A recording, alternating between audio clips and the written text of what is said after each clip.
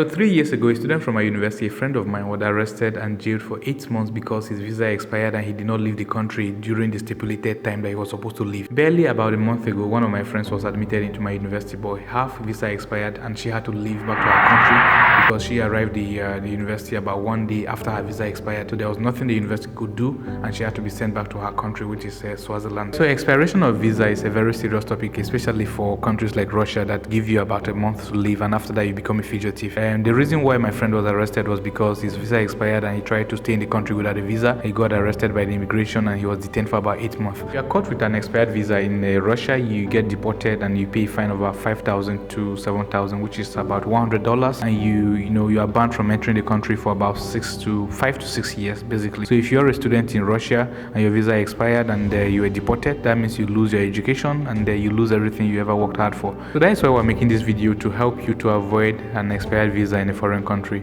and to also give you tips that will help you if you ever find yourself in a situation of having an expired visa. Your passport is the most important document apart from your birth certificate. So it's best advised to know your passport expiry date before time, because if your passport expires, your visa expires. You don't necessarily have to go back home and renew your passport. Just go to your country's embassy in the country you're staying and get it renewed.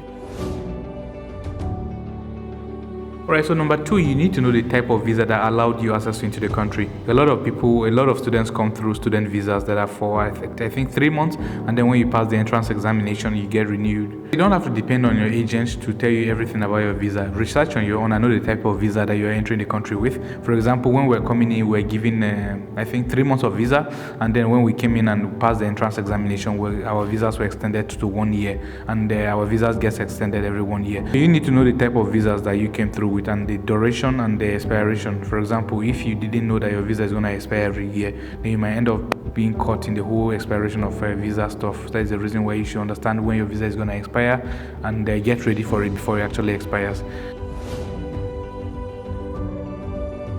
So as soon as your visa expires, get out as soon as possible. That is the reason why our friend was able to go out safely and legally, because she was able to apply for an exit visa as soon as she found out that her visa expired, and she went out legally back to her country, and now she can apply to come back into the country legally. But if you leave the country, if your visa expires and you don't leave and you wait for the immigration officers to catch you, then you get deported. And like we said, if you get deported, you don't get to come back into the country for 5 years. So if you are even in third or fourth year or fifth year of medicine and you left the country by deportation, you are going to lose your academics because the university is not going to keep the spot for you for 5 years. So that is the reason why it's very important for you to leave as soon as possible. Don't try to change anything. Leave. If you don't know how to contact your visa authority, then please contact your embassy. Your embassy is going to apply for an exit visa for you, and you leave the country as soon as possible.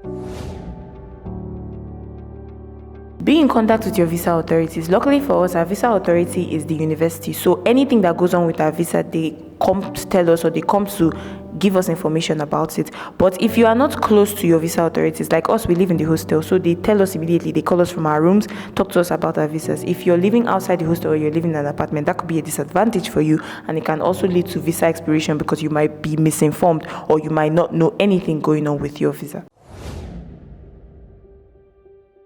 Don't do anything illegal. Once you're given your visa, the thing that you're promising the country is to be a lawful abiding resident. So it's best for you to be on your best behavior and keep to the laws of that country. For instance, here, if you're found with drugs or alcohol, you can simply be pushed out, expelled completely from the country. Or if back in those times, it was illegal to work as a student, but now that Putin has actually given us, he has granted us access to be able to work legally and do all that, we can do that now. But if you were caught then, it's straight deportation. So the whole point of everything is make sure you abide to the laws of that country and do your best to be on your best behavior so that you can have a good time there and then just leave without any issues or without any problem.